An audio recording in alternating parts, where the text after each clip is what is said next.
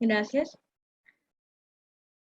Ya, entonces pasamos esta parte, que es donde se termina prácticamente la fisiología normal, y vamos a pasar a la parte patológica. ¿Qué son las enfermedades cardiovasculares? Bueno, espérenme un segundito. Creo que están tocando. Ajá.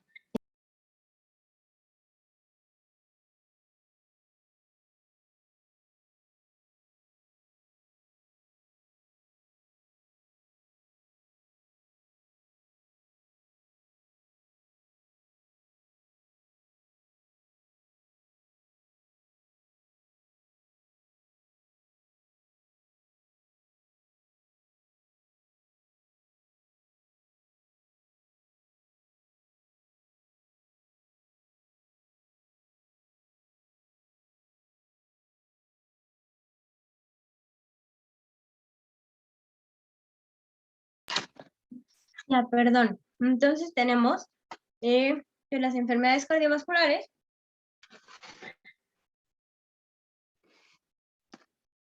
son el grupo de desórdenes tanto del corazón como de los vasos sanguíneos. Estas enfermedades se caracterizan por ser difusas, en primer punto.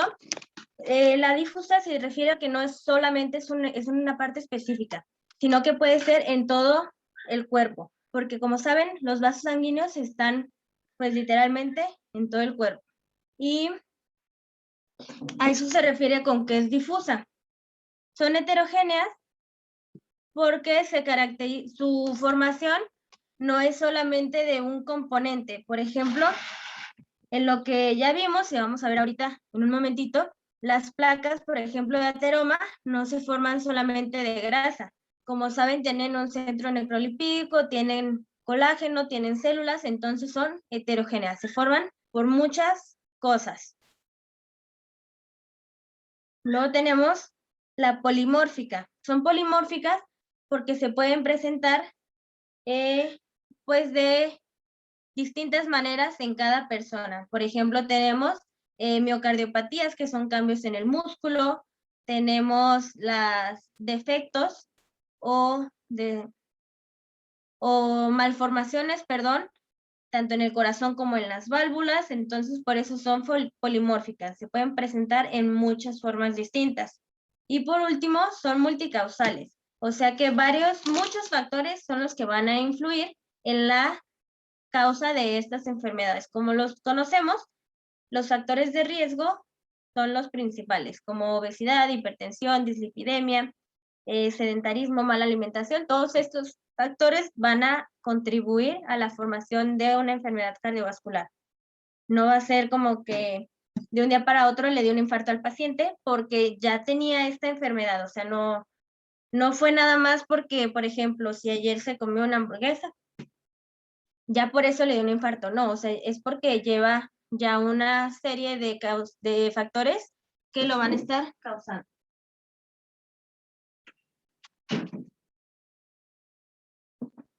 Y se dividen en grupos principales, que son estos. Depende de a qué daño, a qué zona afecten, va a ser también, perdón, cómo se le va a conocer. ¿Sí? Aquí tenemos la enfermedad coronaria, que es la que afecta a los vasos sanguíneos del corazón, la cerebrovascular, pues a los del cerebro, la enfermedad arterial periférica, a los vasos que llegan a extremidades y también a otros órganos periféricos. La enfermedad reumática es causada por bacterias. Se da por la fiebre reumática, que es por la bacteria de estreptococo, y esto daña directamente, perdón, al músculo cardíaco. Tenemos también la enfermedad cardíaca congénita, y dentro de esta vamos a tener pues todas las afectaciones al músculo, a la estructura y a sus válvulas. Tenemos, aquí no está anotado, pero las valvulopatías, que pues sí, entran también dentro de la enfermedad cardíaca congénita, pero con la edad también se pueden ir desarrollando. Si no hay un buen cuidado del corazón, las válvulas también se pueden llegar a dañar. y no de manera congénita, sino ya adquirida. Y tenemos por último la trombosis venosa profunda y el embolismo pulmonar.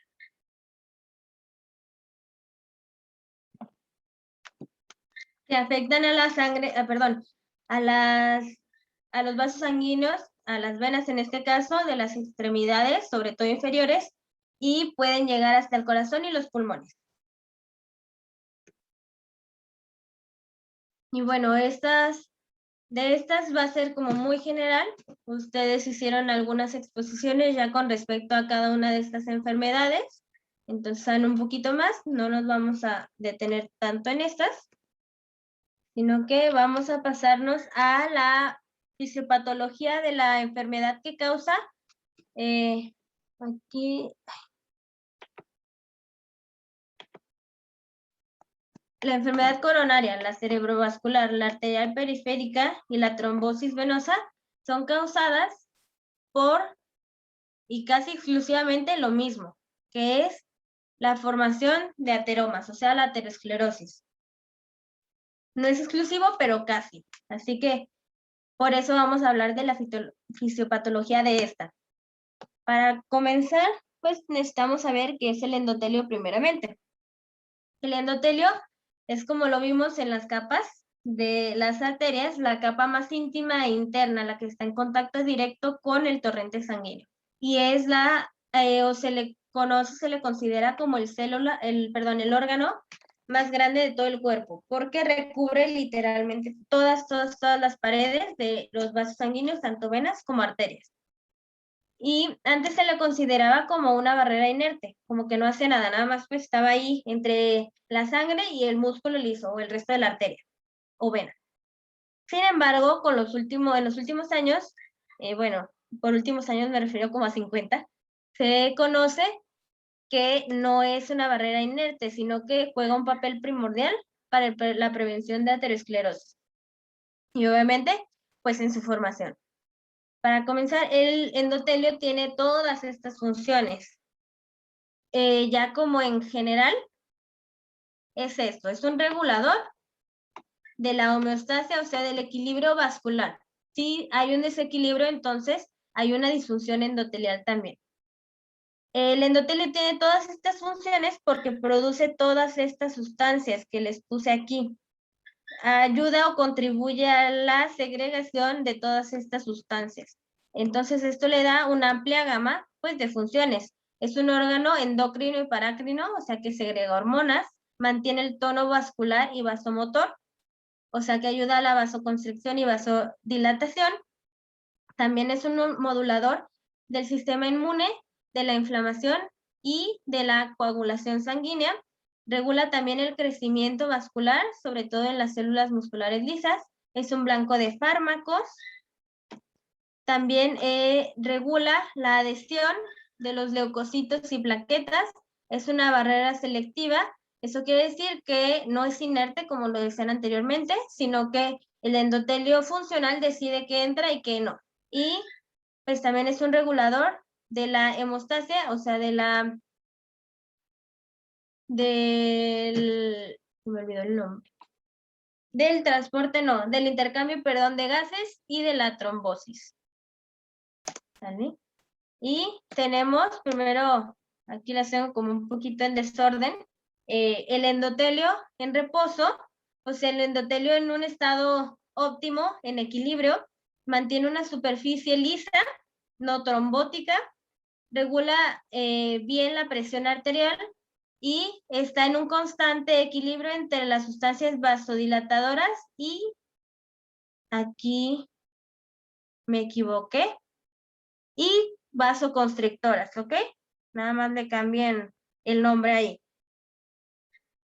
Como ejemplos de vasodilatadoras tenemos las prostaciclinas y el óxido nítrico, y como vasoconstrictoras la endotelina y la angiotensina. Entonces, ahí se mantiene un equilibrio, está bien. Cuando necesitamos activación, por ejemplo, cuando nos cortamos, se activan principalmente las vasoconstrictoras, porque lo necesitamos y luego regresa a su estado otra vez de reposo.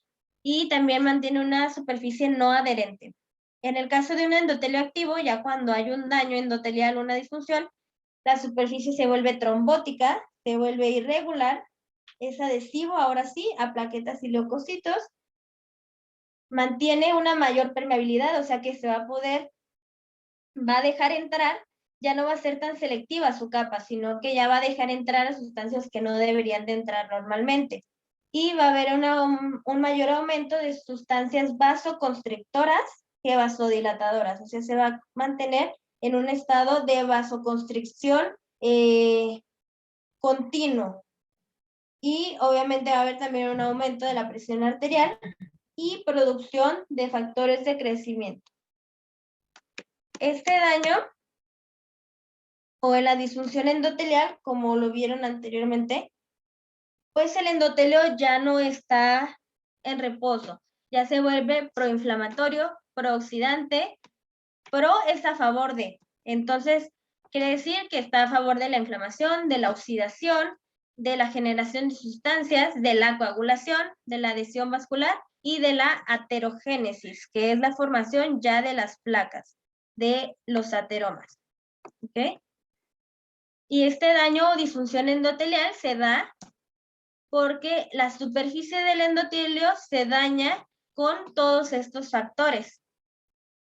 Cuando hay presencia de demasiado colesterol, o sea, en caso de una dislipidemia donde hay mayor colesterol en sangre, el endotelio se va a dañar porque para el endotelio estas sustancias se representan o quieren, para el endotelio estas sustancias son tóxicas, más bien. Entonces las determina como tal, como un agente tóxico y lesivo o nocivo para su superficie. Entonces lo que va a hacer es iniciar una cascada de inflamación para tratar de eliminar estos agentes tóxicos que no le hacen bien. Es cuando se empieza la disfunción, además de que también la diabetes, demasiada glucosa en sangre, también lo daña, la hipertensión, el tabaco, como, bueno, la sustancia principal que los daña es la nicotina, también el alcohol, aquí entraría también el alcoholismo o el alcohol con el etanol es la principal sustancia también nociva para el endotelio, la homocisteína, que se da gracias a un constante estado de estrés oxidativo o también de estrés emocional. Por ejemplo, cuando una persona está en constante estrés, saben que el estrés es un mecanismo de defensa o de respuesta ante un daño inminente. En este caso, cuando estamos en constante estrés, nuestro cuerpo también está en constante producción de todos estos factores vasoconstrictores porque cuando estamos ante un daño inminente, lo que hacemos es correr, contraer todo, por ejemplo, y pues así poder huir. Antes el estrés era como, pues si un predador te estaba persiguiendo, pues te echabas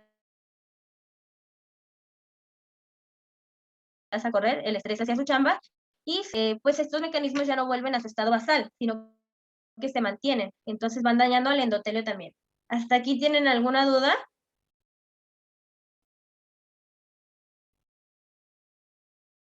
¿No? No. Ok. Aquí les ponía estos del lobo, si los factores siempre van a estar presentes, siempre vamos a tener riesgo. Sin embargo, si mantenemos un buen estilo de vida y nuestro endotelio saludable, pues no, aunque tengamos estos factores, pero si están controlados, pues no va a poder tumbar la casa. Y por el contrario, si tenemos todos los factores y además, pues no mantenemos un buen estilo de vida, se va a tumbar fácilmente y el endotelio va a llegar a tener una disfunción. Esto, ¿qué es esto? Ah, ignoren ese diapo. Porque dice que ya se acabó.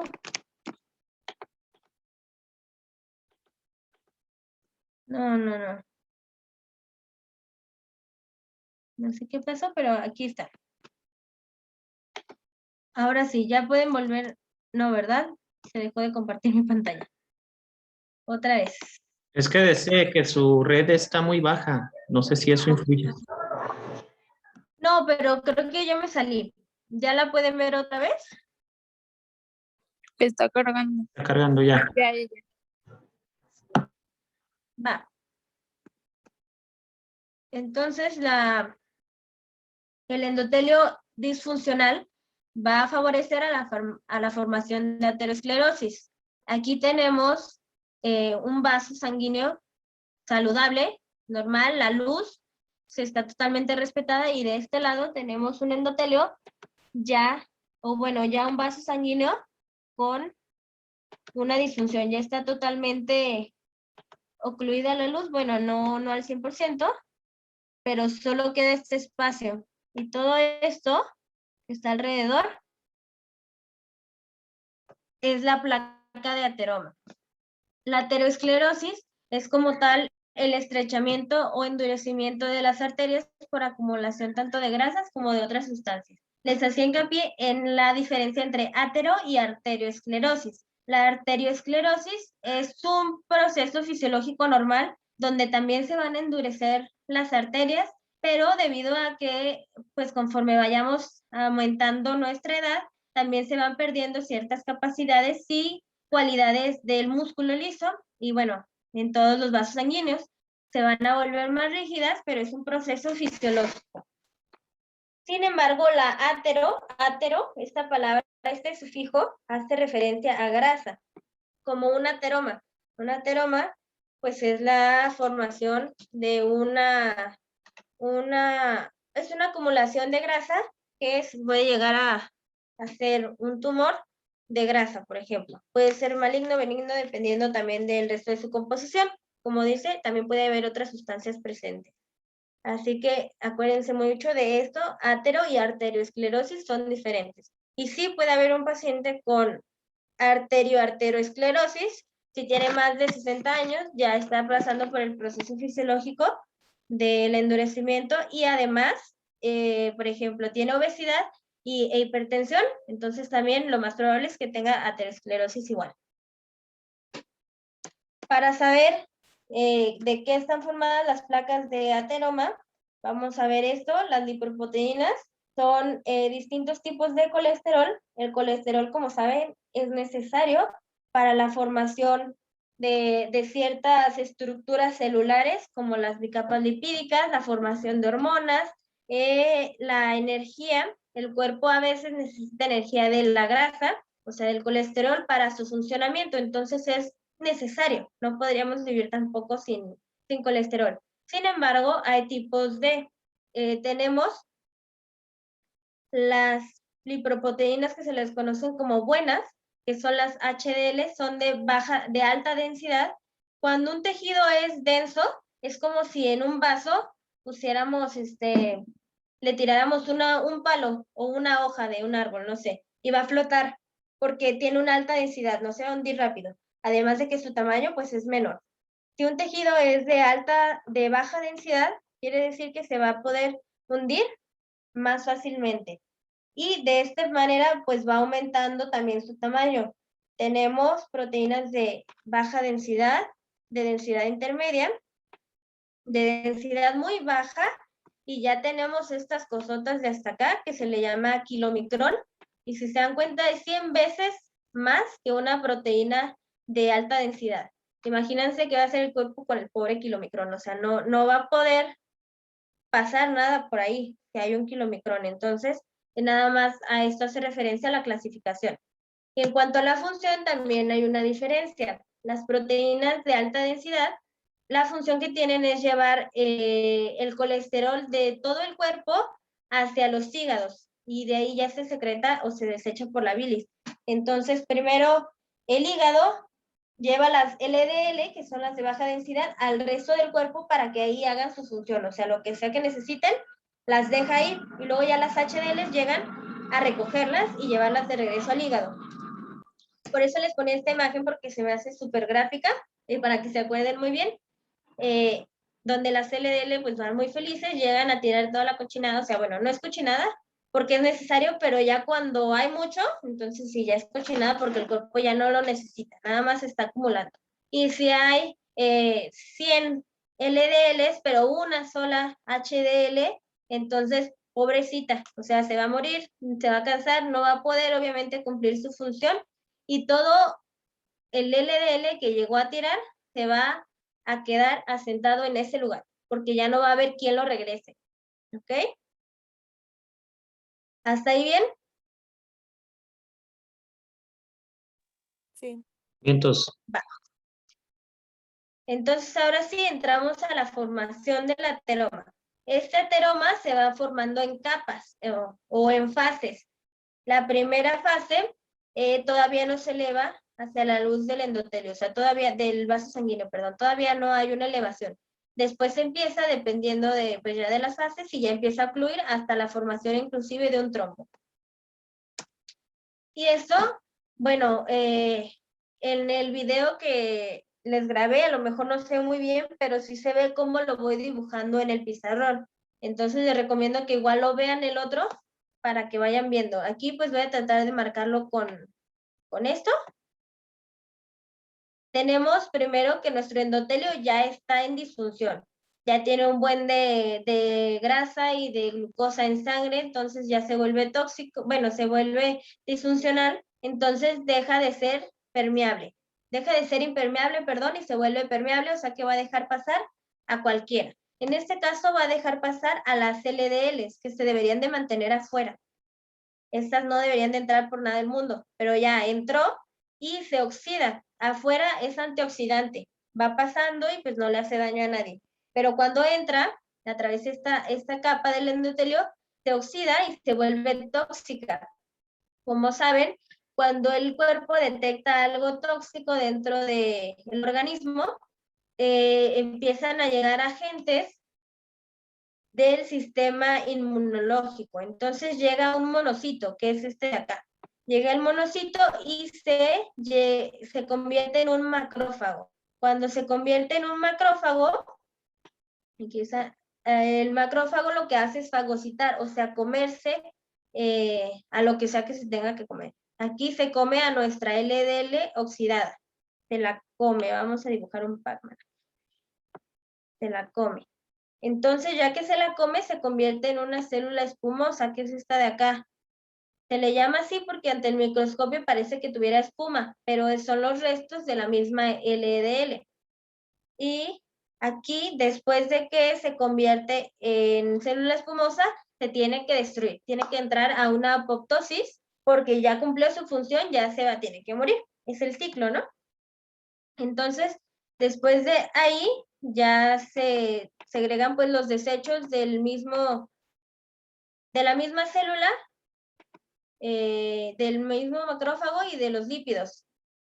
Y estos se convierten en cristales de colesterol que están por acá. Ahí, en esta primera etapa, es cuando se forma la estría grasa. La estría grasa es solamente una línea que se vería como puntitos amarillos, como cuando saltamos el caldo de pollo y que se ve toda la caracita hasta arriba.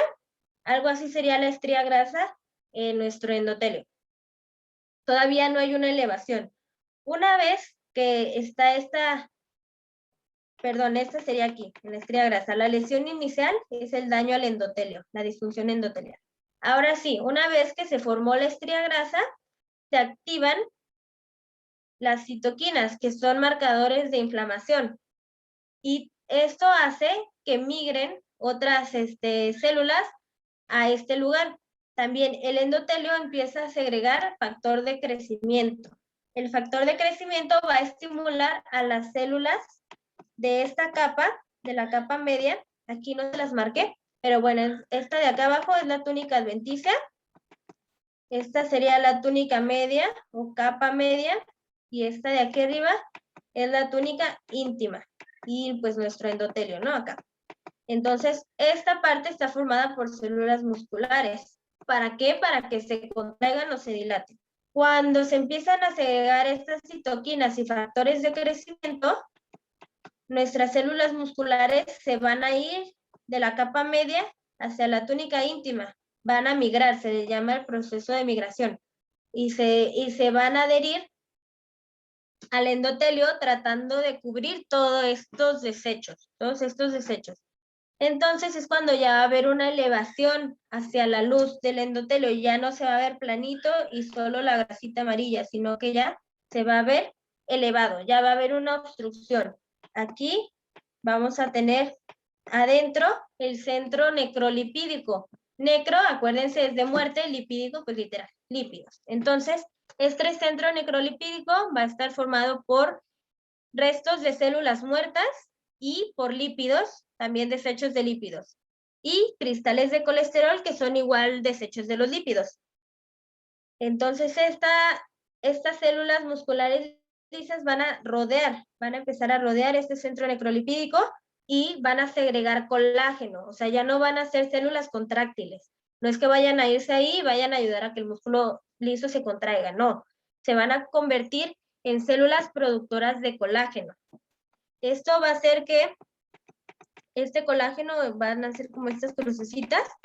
Las mismas células van a empezar a rodear todo el centro necrolipídico, haciendo que se eleven hacia la luz y que se mantengan en ese lugar. Lo que buscan estas células musculares es que no se mueva todos estos desechos, que se queden ahí para que no viajen al resto del torrente sanguíneo. Entonces ahí es cuando se forma ya la placa, ahora sí, de ateroma. ¿Tienen alguna duda hasta esta etapa? No. No, maestra, adelante. Va. Igual les mandé un video también. Son 2 videos muy cortitos. Uno es como de 1.5 y otro es como de 5 minutos, donde explican todo esto más rápido, pero se ve gráfico porque se ve cómo se va moviendo todo y está muy padre. Entonces ya una vez que se formó esto, se pueden generar rupturas en el endotelio, como ven aquí. Además de que nuestro endotelio se vuelve adherible, o sea, ya no es antiadherente, sino que se vuelve adherible hacia otras sustancias, en este caso las plaquetas. Las plaquetas van a llegar y se van a pegar al endotelio, ya no van a pasar, además de que ya hay una elevación y obstrucción, entonces al momento de que quieren pasar, pues se van atorando.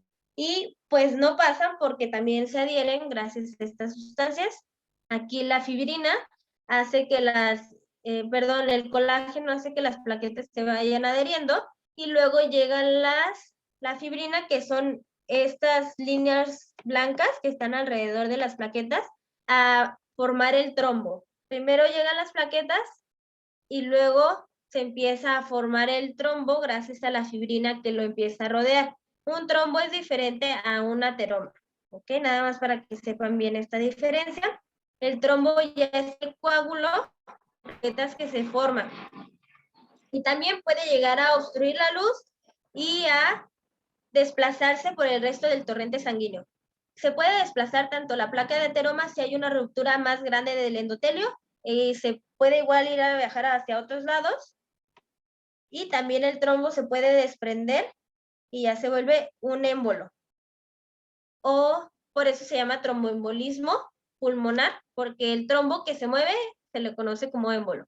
Y todo esto, la placa de ateroma cuando se mueve, también promueve la oclusión de vasos sanguíneos de menor calibre. Si por ejemplo, se formara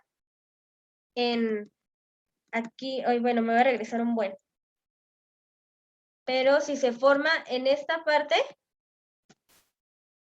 aquí, en la rama interventricular anterior, pues lo que va a dejar de irrigar es esto. Este tejido es el que se va a volver isquémico o llegar a necrosar.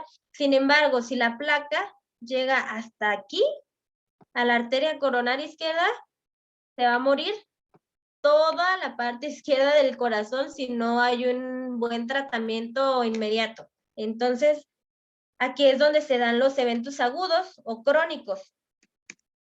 Y que sea agudo o crónico va a depender de la formación de nuestra placa, de la calidad.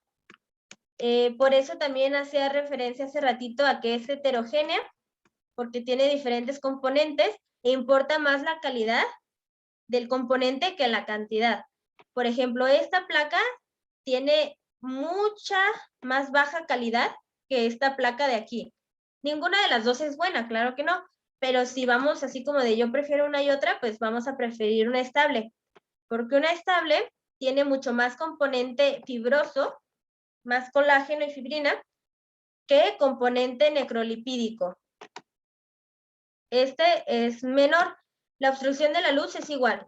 Pero este de acá tiene un núcleo electrolipídico súper grande y una capa fibrosa muy delgada. Esto quiere decir que este de aquí, esta placa inestable, va a ser mucho más sencillo que se desprenda y viaje hacia el resto del torrente sanguíneo y ocluya un vaso de menor calibre, y de esta manera ocasione pues un evento coronario agudo, ya sea coronario, como bueno ya lo dije, o cerebrovascular o periférico. Y sin embargo, esta placa estable se va a mantener, va a ocluir, pero no se va a desprender de su lugar. Esto genera síndromes crónicos, como la enfermedad isquémica crónica, que también algunos de ustedes la presentaron. Es cuando hay una obstrucción del mayor del 70% de la luz, y pues eso ya daña o hace que el corazón ya no esté recibiendo la sangre necesaria.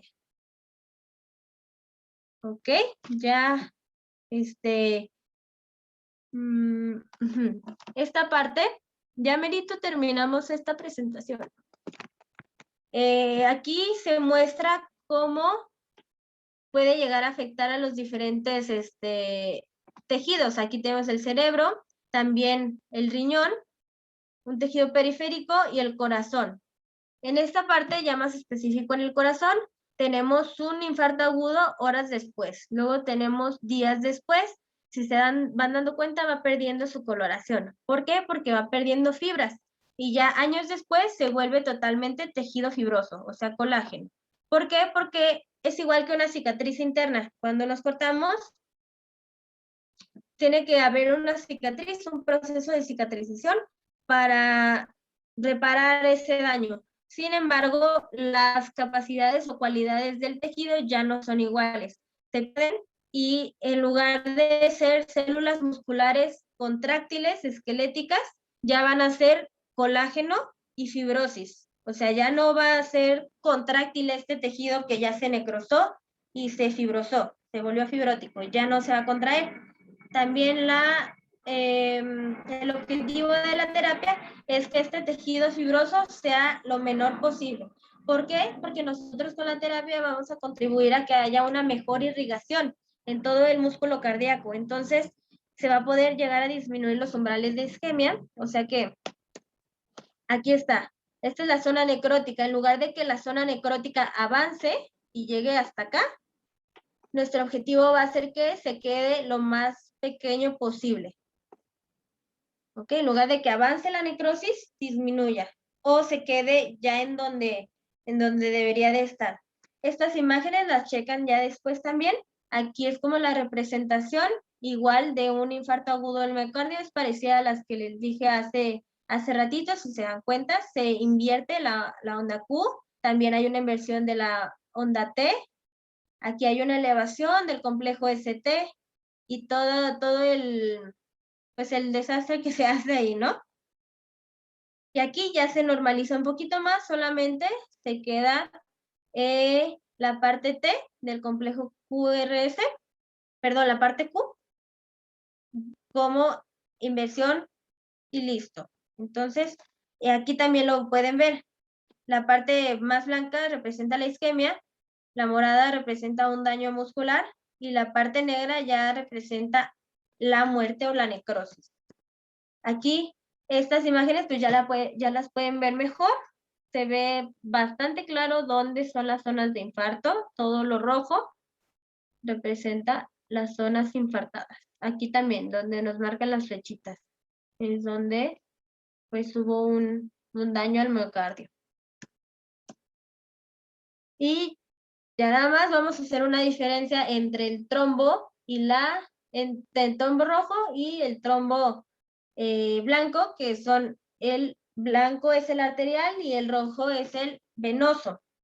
Dependiendo de dónde estén estos trombos, pues también es hacia dónde se van a ir. Si se van a la parte arterial y se desprende el trombo, pues llega a todo donde hay arterias, a todos lados. Y bueno, esto incluye el corazón, como les había dicho, tejidos periféricos y el cerebro. Si hay un tromboembolismo, bueno, el trombo se va a ocluir las venas, y como saben, se va a afectar más en la parte periférica en las extremidades inferiores, porque de por sí el retorno venoso ya es difícil, porque va en contra de la gravedad, y si se ocluye ahí, podemos encontrar sintomatología como enrojecimientos, o se llega a hacer un poquito como morado el tejido.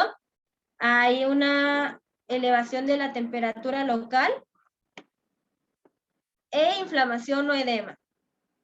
Y si este trombo en las venas se llega a desprender, como ustedes saben, el trombo llega, o la circulación venosa llega a la aurícula derecha y de ahí se va al corazón, perdón, a los pulmones. Entonces, por eso esto puede ocasionar un tromboembolismo pulmonar, porque la circulación venosa llega a la parte de la circulación menor en el lado derecho del corazón. También varios equipos mencionaban que el corazón es una bomba doble, es cierto, porque trabaja al mismo tiempo en dos mecanismos distintos. En la circulación mayor y menor están trabajando al mismo tiempo y por eso es una doble bomba, ¿ok?